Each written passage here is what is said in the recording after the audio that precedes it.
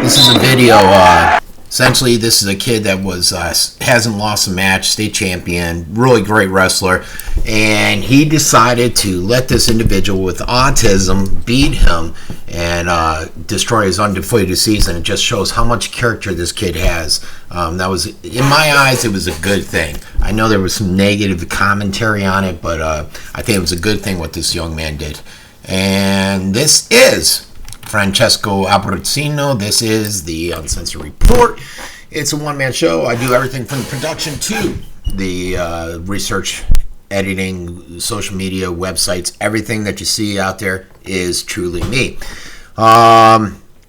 It is unedited, unscripted. Basically, I look up some stuff that I want to discuss, and I put it out there, and we talk about it. I generally start the show off doing general news coverage, which we'll roll into now. Also, I wanted to ask you before I start all this, please keep sharing. My channel is growing significantly. I'm getting a lot more viewership. My reach, just if you look at just my social media reach alone, I should be over 800,000 nationally today, and on my local county pages, I should be over 200,000. So I'm reaching over 4 million people a month, just with social media alone. So keep it up, getting the message out there, trying to get people to educate, inspire, and affect some change out there in their communities. Okay, so let's go ahead and check the stories that are out there on The Scoop National News. I just thought this was interesting. This is about lily pollen and how it can kill a cat, how this one owner is devastated because she lost her beloved Mistopheles to orange pollen, which I never imagined could have happened. I know there's a lot of cat lovers out there. Story a little bit about why you should store your baby's teeth and how they can help save them, how they can help your kid in the future, and that it goes beyond the sentimental value of the tooth. Silent killers in the kitchen cabinet, far greater than health and stuff, and they just go into the different aspects of the stuff that you'd keep in your cabinet, and you wouldn't realize the impact they would have on your health. Some frozen penguins, a little autistic girl, I just thought this was cute. 5 years old, after 3 years, she breaks her silence and asks for some toast. Mom, I'd like more toast, just out of the blue, which I thought was great. Zika, we're going to talk a little bit more in detail about that, and so I'll save it for that conversation. Aldi, I just thought it was interesting. See, I view Aldi, they just came in here in Northport, and I view them as a low-cost option to Publix and everybody else, but I didn't realize that they were moving more towards that organic and health side of it, basically challenging whole food in their position out there. So just thought that was a little interesting article that Health Nut News put out there. This is a video of some female recruits undergoing training in the military to fight for Syria against Daesh or ISIS, and I'm sure ISIS really enjoys that. This came out from Sputnik News. I wanted to listen to it briefly. I should have pulled it up, and hopefully we won't have any nope. All right, we're good. Nope. Let's turn on some volume, huh?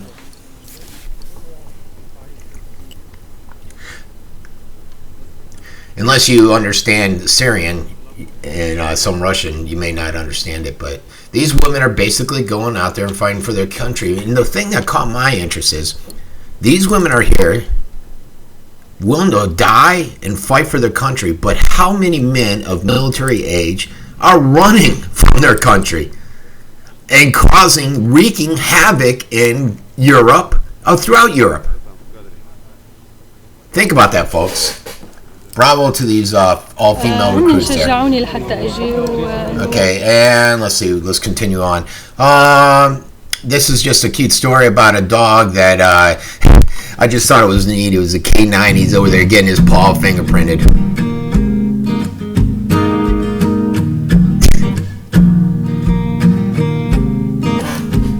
Welcome to the force, Rock.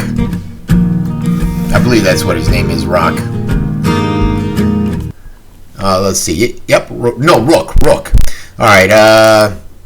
This story is about how tensions in Sweden are continue to rise over that whole migrant thing. And you saw where a migrant killed this beautiful young 18-year-old Swedish girl. She was in there trying to help. She was a volunteer helping these refugees.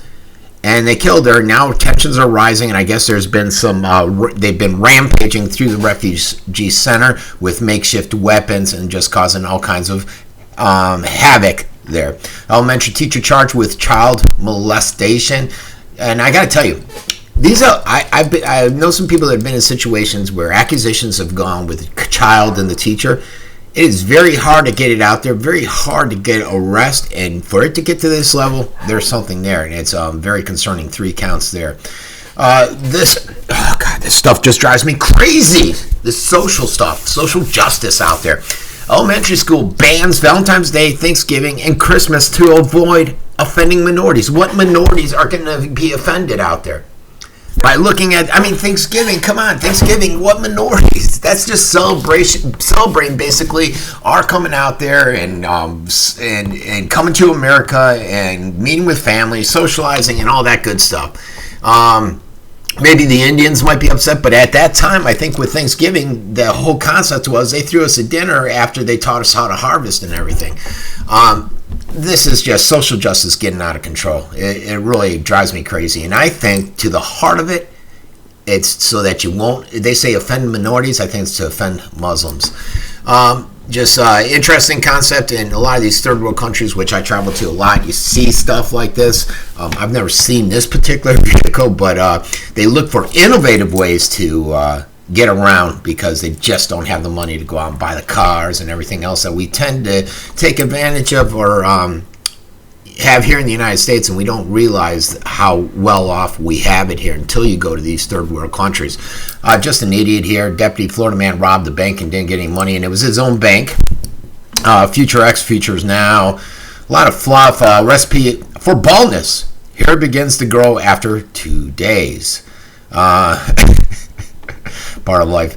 This is alarming picture shed light on the growing scandal amid asylum crisis where people are out there like this guy claiming to be kids.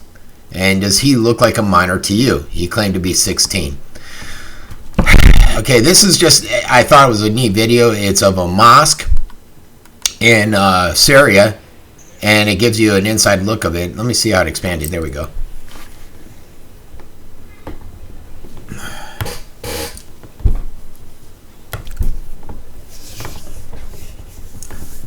Some of this stuff is just so beautiful. Look at that. It reminds me, I love going to the Vatican and just walking around there. Cause I spent a summer living across the street from the Vatican. I used to run through there. It was awe-inspiring.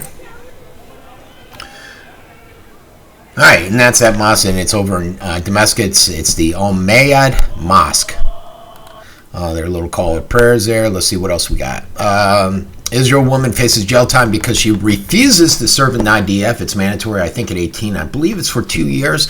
And she's refusing because of Palestinians dying, children dying, and she doesn't want to be a part of that. This just happened this morning. A Shia mosque in eastern Saudi Arabia was attacked, and this is probably further destabilize the Iranian-Saudi Arabian relationship. The Shias are going to sit here and look at this and say, was this motivated by Shiites, which are the Iranians? So tensions are always high there, something to watch, something to keep an eye on. People are pressuring NOAA to stop hiding global warming data. This is something where I'm stuck. I listen to a lot of the documentaries that are out there, and I get what they're saying about global warming. Then I listen to some of the stuff on the right, and I understand what they're saying, and I'm in the middle. I don't really know because I'm seeing conflicting information, and I haven't quite been able to dissect through it. So I would love to see this information come out so I can make a determination if I feel like there is or is not global warming. This is a Syrian girl, and she just talks about that whole unholy alliance between Israel, Turkey, and ISIS, about the pipeline. I've said this before. Basically, it's that whole Syrian overthrow Assad thing came because of this pipeline that they were trying to put in there, and I call it the Syrian pipeline. I don't know what the actual name is for it, but a Syrian girl covers that issue in that read, so it was pretty interesting. Special ISIS cells preparing terror attacks in Europe and Russia. Barbie gets a new look. I also saw something out there where they're creating a new Barbie-ish type doll for handicapped individuals, which was pretty neat. Do you really need to wash your hands after you go to the bathroom? I would hope so. This is FBI released video of the shooting death of the Oregon protester. That was the spokesperson. I forget his name. It's probably in the article. And a lot of people were saying his hands were up. I watched the video. I couldn't really tell because it was grainy and a little bit of a distance. His arms do go down, and they say when they went down, he went to grab a weapon. Not sure who's being honest here. Some foods to avoid, like the plague. And experts say they won't eat these foods. California prison teacher, she was arrested for allegedly helping those 3 individuals escape in the California area. They're still missing. They're driving around, they believe, a white van. They didn't even notice these guys were missing for up to 16 hours. I put this up here because I'm a veteran, and I tell you, a lot of people are out there wondering, was this a good thing what Trump did? I think it was. I think it was phenomenal. I can't believe, I'm not sold yet on Trump. Look, when I look at this stuff, and maybe I'll play this, let's play this. We'll silence it. We'll just keep it playing because I think I'm on a split screen. Trump, whenever he sits down, CNN sat down with him yesterday on the plane, and she was asking him questions, and he'll sit there and say, these people are great, my supporters are great, my supporters are loyal, we're going to make America great again, we're going to do this, we're going to build a wall, we're going to make it great, we're going to make them pay. But he's lacking the meat with the potatoes. Where are the specifics? It's easy to sit up there and say, we're going to do this, I'm going to go after ISIS, I'm going to blow them up like crazy, I'm going to go out and I'm going to do this. But I don't hear any specifics coming out of here. So how do I know what kind of plan he has, if he has a plan, and if it will be an effective plan? And it's not just him. You basically hear this out of a lot of the candidates. And I like Trump. He's very charismatic. My biggest concern is I don't see the meat with the potatoes.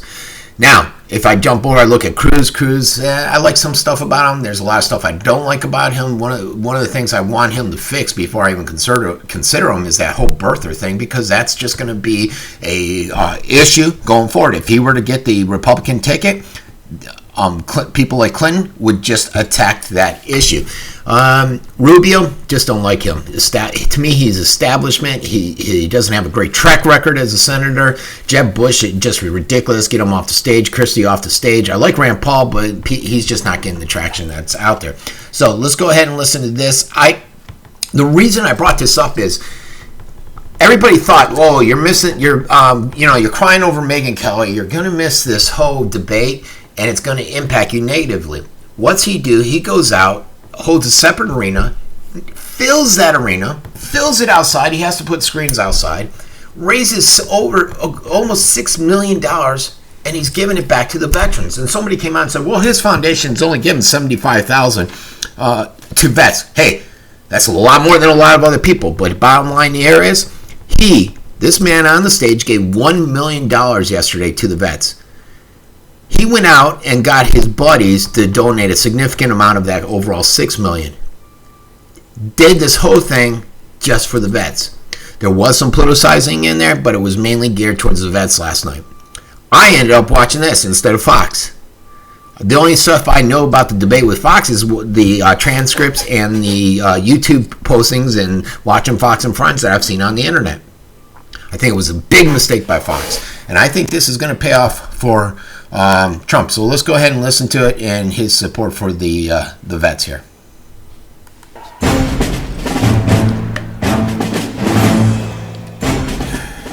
We're going to take care of our vets. Big league, by the way. Big league. Big league. How are you going to take care of them? Vets are going to be taken care of great as opposed to poorly. These are our vets. See, and this is what I'm saying. He'll say that. We're going to take care of them. We're going to take care of them. How? Give me some substance. Give me some meat with those potatoes. This is why we're here. These are great people. We got to take care of our vets. We're going to take care of our great vets because they have been mistreated and they're not taken care of. Our vets are treated worse than illegal immigrants in many cases. Our veterans are in many cases not treated as well as the illegals. You know that, right? Illegal immigrants in many cases are treated better than our veterans. All right, there you go. But I'm sure you get what I'm digging at here. And it's not him. All the politicians do it. But that's my concern is he's somebody I want to vote for, I like, but I'm just really sketchy on that. And I wish he would address that and come out with more meat with the potatoes, if you will. Let's see. This is a new stealthy jet that Japan's putting out.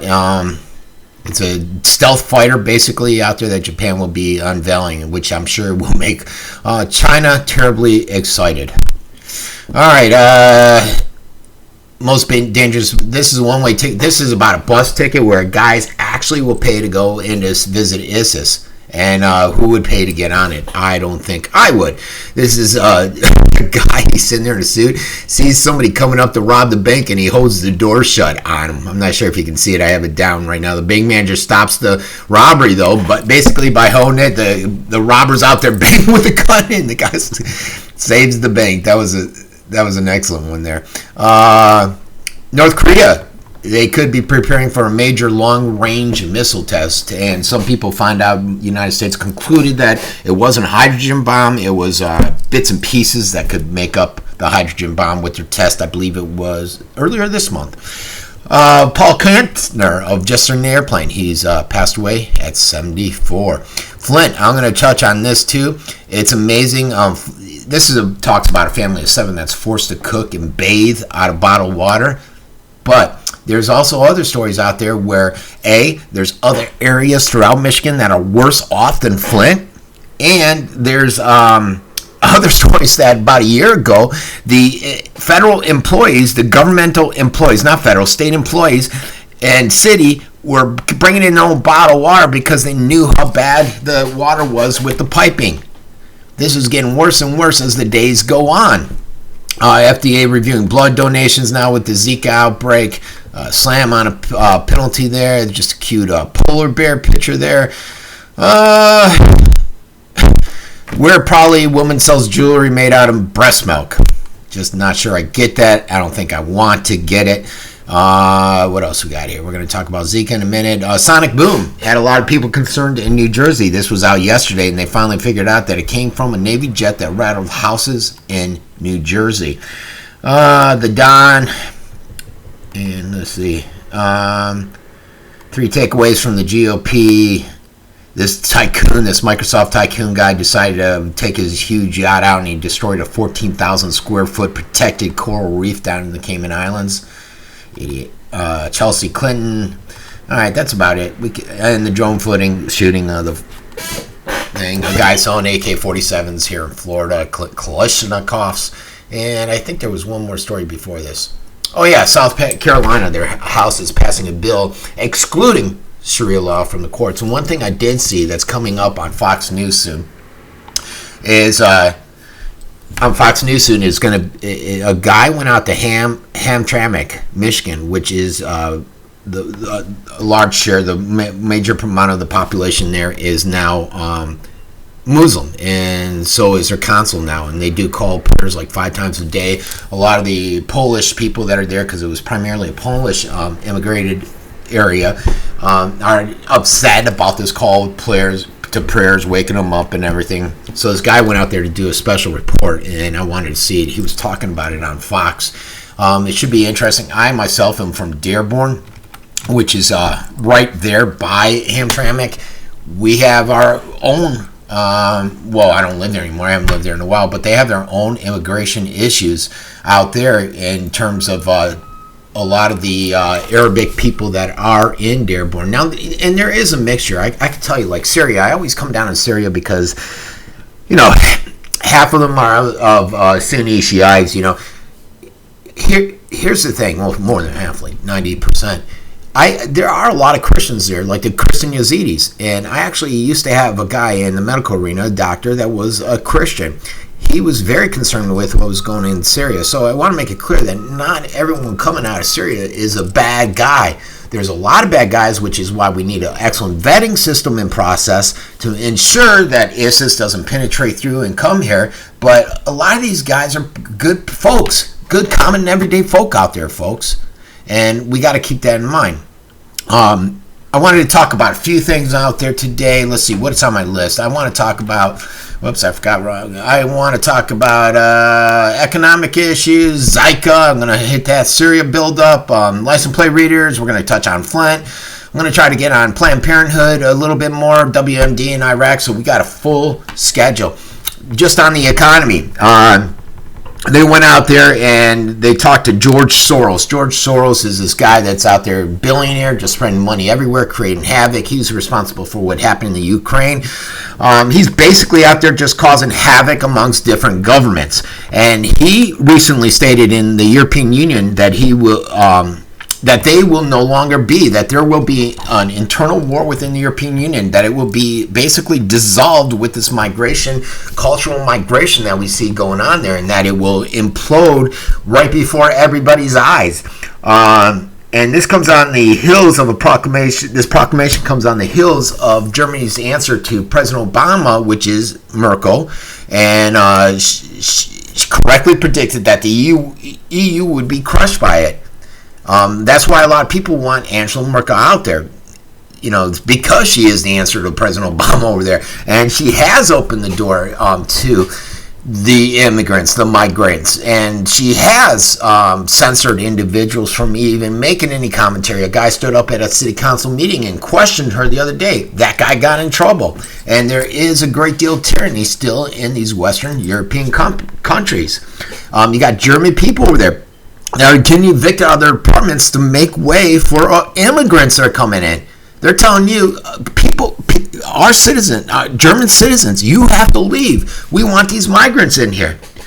And like I said, speaking out against the migrants in different venues, Facebook, anything, you face fines or arrests. And this is not a joke. They're very serious. And we had Loretta Lynch trying to do that here when she told journalists that the independent media and major media for that matter would be subject to fines and arrests if they discuss Muslim extremism. And this came one day after the San Bernardino massacre. Everybody told her basically to get lost, and we discussed it in full detail. Now there is some censorship. I put a social cultural change type cartoon on my Facebook, and Facebook censored that and lectured me on putting information out there because the whole cartoon was negative towards governments in Europe and the Muslim faith. And if you look back, this article that I read did a great job of saying, look, after we went in World War II and we defeated the Nazis in Germany, we defeated them solidly. But in reality, Nazis are running the United States, Germany, and most of Europe now with this totalitarian government, where they are running out there censoring, silencing the opposition. And if you look at what's happening, just look at our global financial system. There's an avalanche of bankruptcies out there, and these bankruptcies and a lot of this financial issues we're going to have is going to test our social and political stability here and in Europe. And once you get a lot of people that are financially in trouble, you're going to see civil unrest. And they're projecting civil unrest. They're projecting it's going to get bad. And they're worried that local enforcement will join in with the people. And that's why they're trying to squash it by taking away a lot of our liberties. We talk about the economic situation on a daily basis. The Baltimore Dry Index, the BDI, hit another record low just yesterday. Another record low. In the last 13 sessions alone, the BDI has hit a new all-time low every single day for each of the past 13 days. And it keeps falling and falling. And this is the index that measures basically the amount of supplies that's being shipped back and forth. I think I stated it, and I don't know if any ships have left yet, but no ships have left China. This was like 2 or 3 days ago for the U.S. with supplies. And sooner or later, we're going to start to feel that domino effect. And what's disturbing is that this BDI is generally considered the best economic indicator out there for global health. It's gone from 1,400 down to 358. In the last 6 months, it would indicate global economy is just in a complete standstill. And nobody knows for sure, but very few economists are ignoring the inevitable. What's going to happen? Even mainstream media. they're starting to put out dire predictions, which is hard to believe. The IMF, Christine, what is her name? Lagarde. She dropped a big bomb in October at the Fiscal Monetary Report. She painted this dire picture of the high debt nations, which is just essentially all of them, and that they failed to aggressively mobilize domestic revenue, which is Baker speak for saying taxing its citizens into oblivion, that they're failing to do that, and they need to tax more, which makes Bernie a perfect candidate. And I love the line I think Rubio used and said, hey, I love Sanders, he'd make a perfect candidate. In Sweden, where socialism is thriving. But, European, this Lagarde, she's with the IMF, the International Monetary Fund, she says that private assets will have to be used to monetize the staggering debts that are out there. So what's that mean? That means they want to come in and they're going to take your money out of your banks, just like they did in Greece. Private property. And that's one of the great reasons why they want to go to a cashless society, so that they can control the masses. So they're advocating taxes, IMF, taxes, private savings, take that away. Take away everything that you have. They want 10% of your private savings. I think in Greece they ended up taking 40% after that whole incident. And what can you do? You can't do much. I mean, the global debt, a lot of the globalists are out there, they'll tell you, the global debt is so high now you can never pay it off. So all you can really do is prepare. Do you have, do you have food? I have a 6-month supply of dry food. Do you have water? Are you prepared in case chaos does break out, in case the financial system does crack? Is that an extreme thought? Yeah, and I hope it doesn't happen. But I look around and I get a little concerned.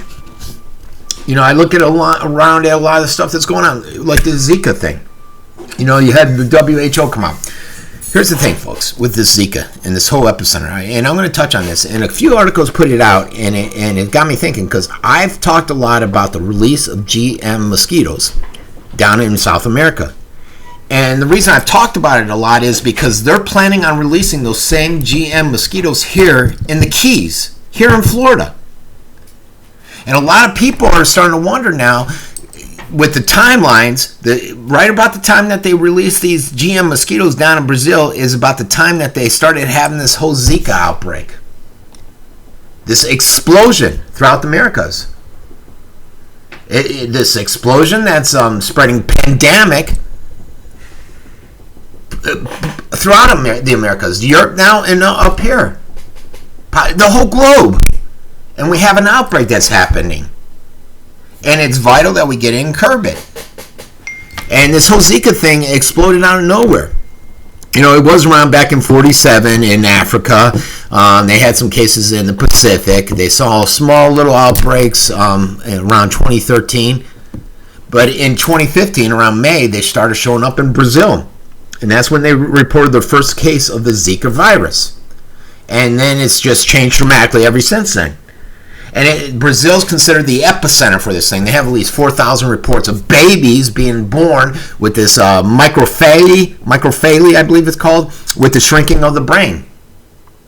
And it coincides with the release of GM mosquitoes in Brazil.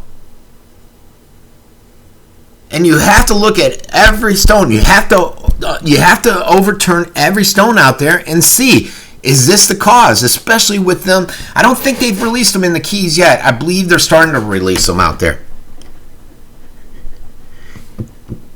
So you got this genetically modified mosquito. They were brought down there. They started releasing them with the goal to reduce dengue fever and what else? I think partly the Zika, to make sure that didn't come from. And these were the Aedes mosquitoes. And though they can't fly a lot, they're supposedly die off. The problem is a lot of people are theorizing that with El Nino and the conditions out there, that this mosquito could thrive and go out and create more babies. People could get blood transfusions and start passing around. Someone could come back from South America, get bitten by a mosquito, take that blood and transfer it somewhere else.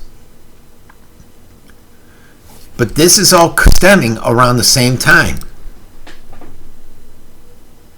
And you gotta wonder, is there some type of connection between this Oxitec GM mosquito that's genetically modified?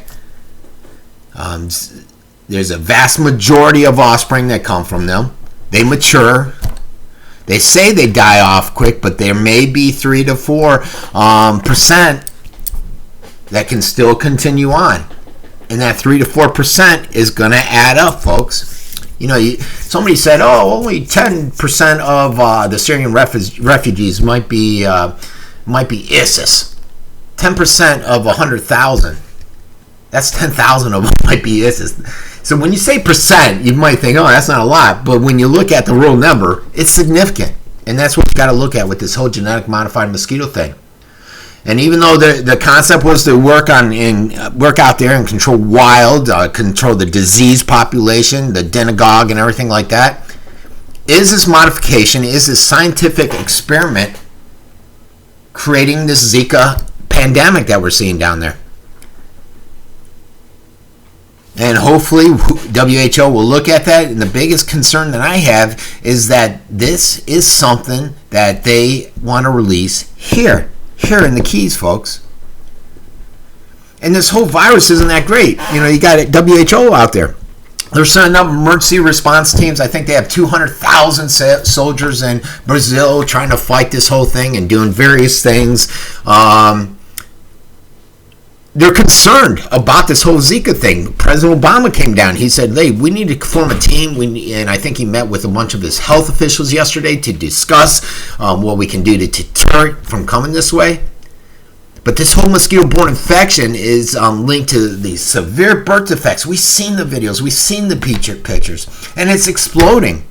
And it seems like it's exploding here. Just the other day, a couple weeks ago, there was one person that had it that came from South America. Now I'm hearing about it left and right. And now Zika's confirmed in 23 countries, folks. And they predict up to 4 million people will be infected this year. And although you may not develop the symptoms, where you're primarily seeing it is with individuals that are having kids, and you're seeing this health issue with the shrinking of the brain. And this epidemic's gone from a mild threat to an alarming threat. And hopefully the WHO and all the different health organizations out there are on high alert for this. And, just I think last week, the WHO warned that Zika is likely to spread to all countries throughout the Americas, throughout Canada. And it'll cover about, I think they said 60% of the population in the United States. So I've been posting a lot, and hopefully you guys are reading these articles, and you're starting to get concerned. But I go on there and I'll look at the people that are reading them, and I'll see 40,000 people sit there and look at an article about a dog hanging out of a tree, which is tragic, and only 200 people reading about Zika, and they don't realize the significance of this stuff. And I ran into the same issues when I was one of the first people talking about Ebola. I was talking about Ebola like a month before major media picked it up. Major media didn't pick it up until I think the 50th person died, and then they dropped it again. They picked it back up again. And they dropped the ball on everything, just like this whole Flint thing. Right now they're in revolt. They're saying, Michael Moore came out and said, hey, don't send us any more bottles. We need money. And they don't know what to do with all the plastic for the bottles now. Right now people have to take baths because when you bathe, the water gets absorbed. People don't realize that. They think, oh, I don't drink water out of this faucet, so I'm fine. No, when you take a bath, you absorb all that stuff that's in the water there too. And I talked yesterday, I think I did about a city in Ohio that had higher lead than Flint. Today, they're out there saying cities throughout Michigan have higher levels of lead than in Flint. And we got a major problem. The way the governor explains it, is that there's a major problem with the infrastructure, that you got all these old pipes out there, these lead-based pipes, they're all corroding and contaminating the water. So what do? Now, I think he's out there and they've gotten like 20 million. Someone says that if they need about 50 million, he wouldn't commit to 50 million. He basically, during his interview, he came across like the person that was stating that was basically blowing it out of proportion. But a lot of people are getting fed up with the administration and their policies that have caused this devastation, this water crisis, this epidemic. Flint residents met with the leaders. They've met with that, and this is one thing I don't like. They met with NAACP, and they got a 15-point priority plan out there for addressing this whole crisis, which is fine. And one of the chief among the demands out there is that they repeal Michigan's contentious emergency manager law, which was enacted in 2011 under Snyder. And we're going to cover that in a second. One thing I saw at NAACP, and one thing I wanted to know, this is not a black issue. Yesterday, somebody said, oh, this is impacting many poor whites and the black community. Well, we're all one. Why do you have to sit there and say blacks and whites? It's impacting everyone in Flint. It's impacting the larger poor community in Flint. It doesn't matter if they're black or white. This is not a black racial issue, folks. I have seen nothing to indicate that, and I don't like how people are trying to come in here and trying to exploit it and make this a black-white issue, which it isn't. It isn't. So anyways, we got that emergency law. And what it did is people may or may not know this, it gave the power to the governor, unchecked power, to name and help these different counties emerge from financial distress. But what it really did is it unleashed a series of devastating austerity programs and privatization measures, which were adopted in the name of progress, and they basically impacted the poor communities. And we're seeing that across the country with money shortfalls with these cities. I've mentioned it here in Venice. They want to move our fire service out of the city. They're saying, oh, it'll save us $400,000, they think. They don't even know if that's a solid number. Someone's throwing it out there. And they're selling it to the citizenry that way. But it won't, because the county's going to pick it up. And so the citizens are going to have to pay extra to the county. So it's not saving me anything. But what it is doing is it's impacting the quality of life. If I have a heart attack, the quality may not be as good. And we've seen this because we moved our 911 to the county. And the county operators don't know where to go. If you call in and you say, yeah, I'm over here on Pine Brook, they don't know where specifically to go like they used to when 911 was ran by the city. And seconds matter, especially with the fire department and the ambulance service here, folks. But you're seeing these moves, these austerity moves to try and save money constantly by these different cities. And that's what happened here in Flint. They went out, they said, we need to save money. They felt Detroit was charging them too much, so then they wanted to get, I think, out of Detroit River or something like that, but Detroit cut them off too fast, so they started getting it from Flint. Flint was highly contaminated, and the story goes on. And I've covered all this to a great deal. And now this Republican governor is receiving a lot of scrutiny, and he rightfully should, because it appears as though they avoided this whole tainted issue. Emails prove it. There are some missing emails. The fact that emails sit there and explain how they were concerned a year ago and they got their own bottle of water because they didn't want to drink the water. And Snyder, he continues to apologize, but that's not doing it. You announced $28 million in supplemental funding. That's not going to do it. And he needs to go a step further. They need to get rid of this guy. Unfortunately, when a lot of these political cronies are in these positions, it's hard as hell to get rid of them. And that, my folks, that is what Flint is facing right now. That is a travesty.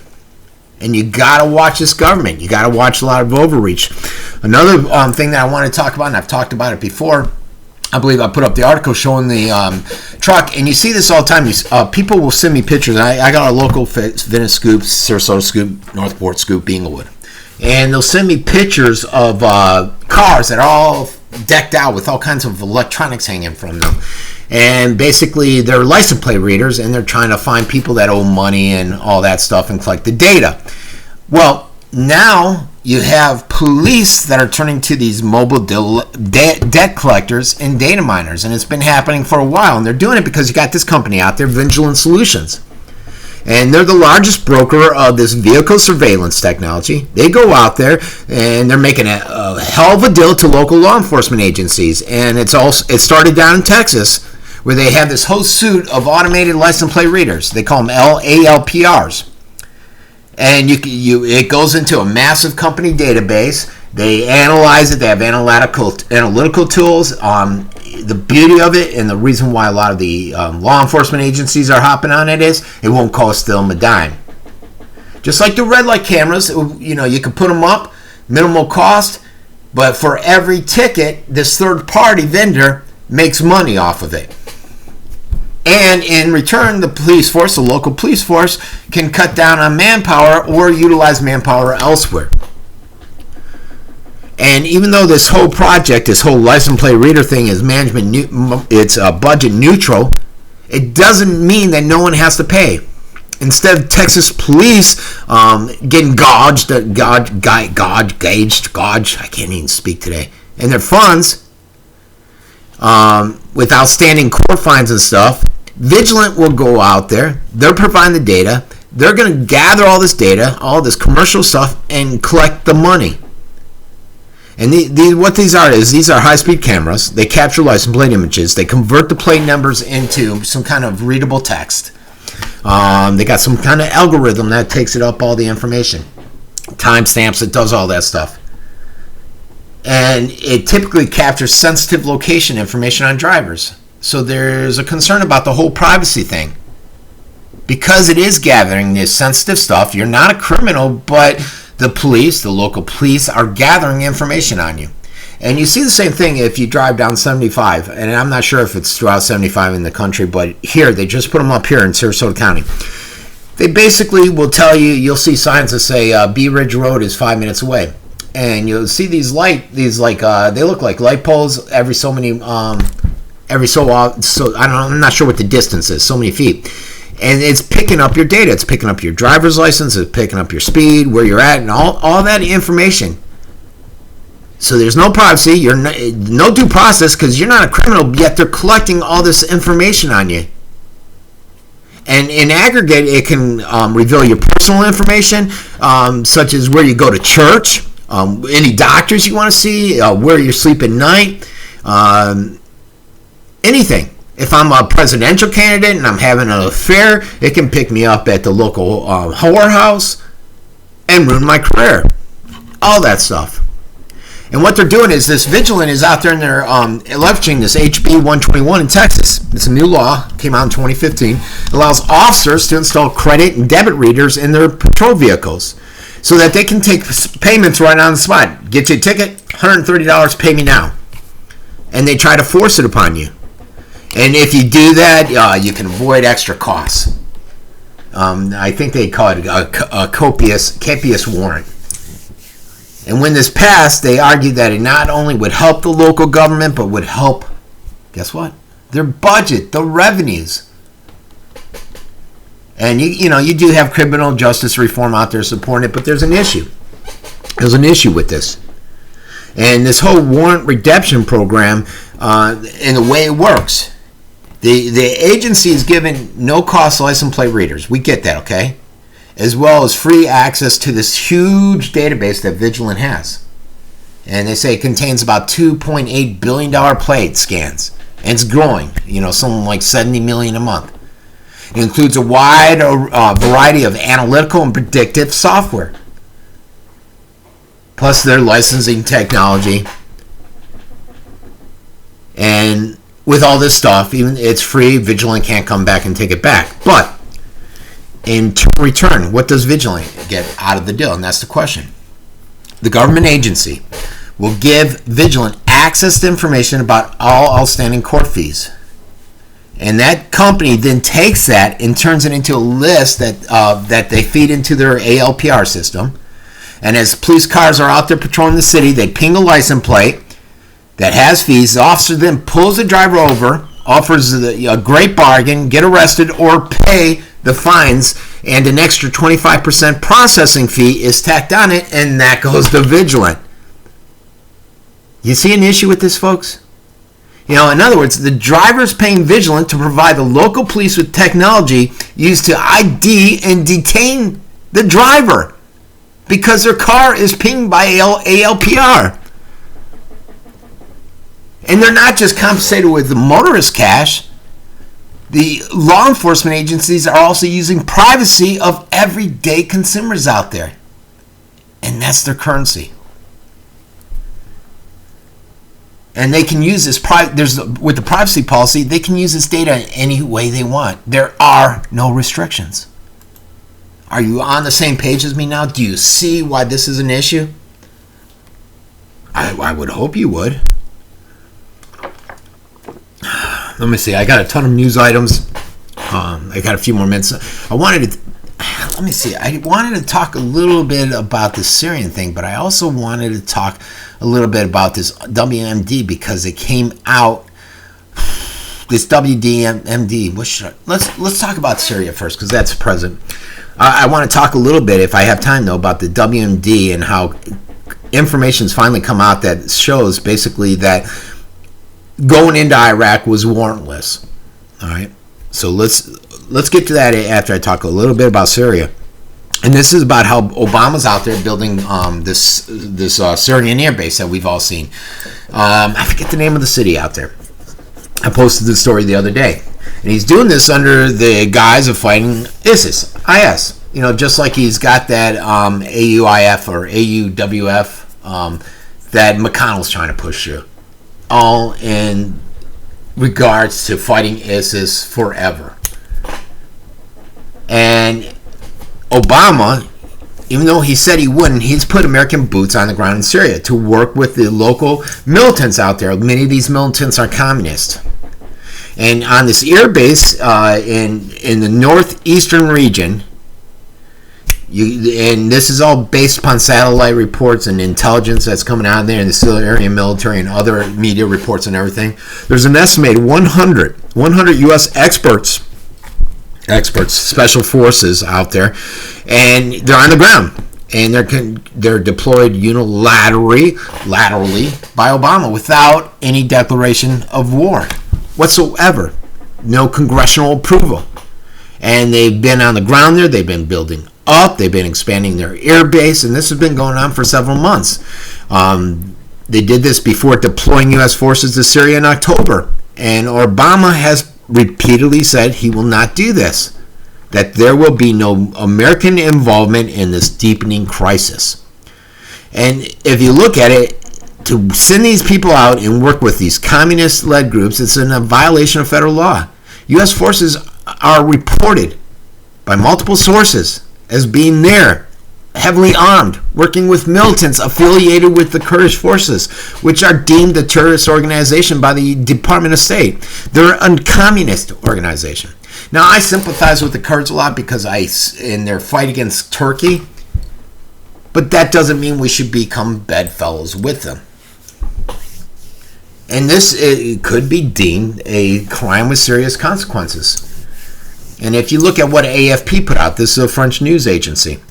It said American personnel are winding and refurbishing the old airfield, and they're doing this alongside with the Kurd forces. And it's not the first time this has gone on, folks. It's not the first time. Obama he has U.S. troops in Syria providing material support to the different organizations. The moderates, El-Nusra is not a moderate group. And we just saw the FBI, I think, come out and say El-Nusra is more troublesome, more worrisome than ISIS. And they're out there to provide this material support for communist forces officially designated as terrorist groups by the U.S. government. And they're doing it under the guise of battling a designated terrorist group, ISIL, Islamic State, which now controls wide areas of Iraq and Syria. Bit disingenuous.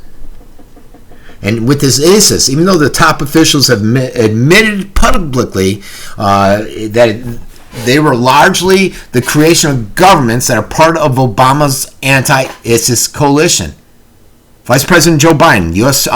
Chiefs, staff of Chairman Martin Dempsey, they've confirmed in public that members of Obama's anti-ISIS coalition funded, armed, and trained ISIS. Hell, they essentially just handed the weapons over to him. Suddenly everybody's awakened to this outfit called ISIL, which I wrote a paper on. It is essentially Al-Qaeda in Iraq, which stemmed from us going into Iraq. Went into Iraq over this alleged WMD, which I wanted to discuss next, was just a farce. And what it does is there's a document out there, and it's basically revealed how Western powers, Sunni dictators, and governments of Turkey knew Al-Qaeda and other jihadists were leading the Syrian uprisings, and we did that for a reason, to destabilize Syria, to get Assad out of there. And I still say it was for that pipeline, that oil pipeline issue. In essence, Obama has acted unlawfully, supporting this terrorist group, again, under the guise of going in there and fighting terrorism. And he did it essentially so that ISIS would go in there and overthrow the Syrian dictatorship. Numerous federal laws are probably broken with this. But you're not going to see the political will to do anything to Obama. The Pentagon initially, they wouldn't confirm the reports of the base, but now it's out there, and they're like, yeah, it's out there. We're sorry, la, la, la. But all this stemmed, I tell you, from when we went into Iraq under false pretenses. We isolated the old Baathists and said they could not be part of the government. They became Al-Qaeda in Iraq. Sunnis there. And 13 years after our occupation of Iraq, this is all coming down. And now we're finding out that it was based upon, our invasion was based upon, what we're not finding out, we've always known, but it's being confirmed now with documentation that it was based on fabrications and propaganda. That there were no weapons of mass destruction there. And that this country, Iraq, posed no threat to the United States. It wasn't a hotbed of terrorism that it is now. And it didn't become a hotbed of terrorism until Saddam Hussein was deposed. And Saddam Hussein was not a good guy. Gaddafi was not a good guy in Libya. Mubarak in Egypt. But they're a hell of a lot better than what we have now, folks. So you have this leaked classified report, the smoking gun. And it confirms the deception that was carried out against American people to support an invasion into Iraq. And it demonstrates how far the George Bush did go to making up a group known as this Project the New America Century, PNAC. And they would go out and prey upon the fair in pursuit of global hegemony. You had Dick Cheney, Donald Rumsfeld. They're all out there. They're proclaiming with certainty that there was an imminent threat to the U.S. by Saddam in Iraq. But this leaked document, it reveals that they knew nothing about any actual weapons or anything. And it came out in 2002, August 16th. And it is the findings. It was titled Iraq Status WMD Programs. And it basically said, and this is a quote, our assessment rely heavily on analytical assumptions and judgments rather than hard evidence. The evidentiary base is particularly sparse for Iraq nuclear programs. They further say we've struggled to estimate the unknowns, which range from 0 to 75% knowledge on various aspects of the program. So basically, folks, they're out there just guessing. And we went with it and lost countless American lives, killed countless Iraqis. Now countless Syrians are dying from it. Countless Libyans are dying from it because now we have ISIS down there and all the turmoil down there. And it came out in leaked documents that the whole reason that we started this whole thing with Gaddafi was because he wanted to take his gold reserves and silver reserves, start his own currency, and get off the French currency. Rumsfeld even believed this report came out. He said, and I quote, he sent this to the Joint Chiefs of Staffs, please take a look at this material as to what we don't know about WMD. It is big.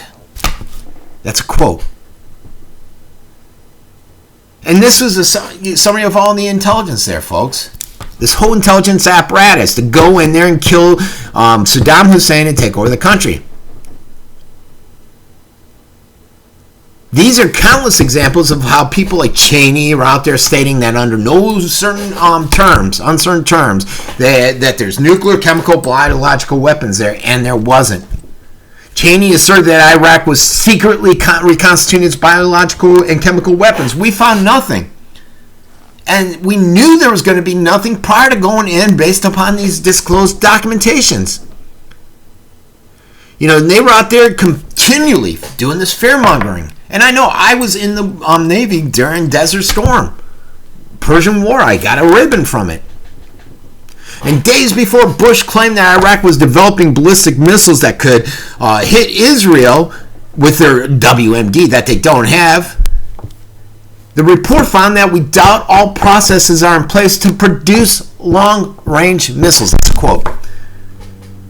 And the secret weapon was kept from the view of key players so that they could go out and run this propaganda campaign, including Powell. Powell never saw it, and he was made to look like a fool.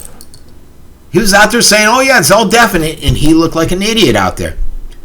Katie Rumsfeld has set up something called this Office of Special Plans, and it was ran by Paul Wolkowitz and Douglas Feith. And the Pentagon office sent raw intelligence from Shalabi and other nefarious sources directly to the president, unvetted by intelligence and uncorroborated, and he went with it. And if there was ever a smoking gun, this is it with these individuals. And look what has come from that, folks. Look at the tyranny that has come from it. I ask you, does it make sense? Did it make sense? Did we do the right thing there? I say no, we didn't. It's a travesty what we've done here, folks. A travesty. If you think about it, going into Iraq, getting rid of Saddam Hussein started a whole chain reaction.